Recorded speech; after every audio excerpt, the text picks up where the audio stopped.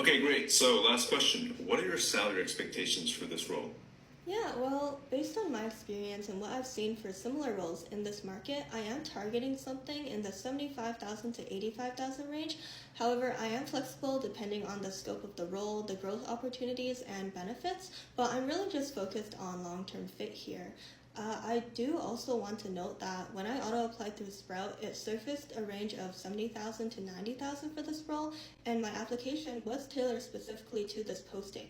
So I wanted to anchor somewhere in that window and see what feels realistic on your end.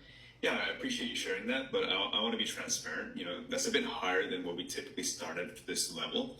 For most candidates coming in with similar experience, we're closer to the low 70s. Yeah, well, that totally makes sense. I'm definitely open to conversation there. My thinking is just based on the scope of the role and the impact I'd be expected to have from day one.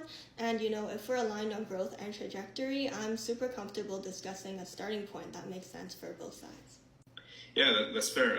We try to balance starting range with long-term growth, so there may be flexibility depending on how the rest of the process goes. Yeah, totally. I do appreciate the transparency.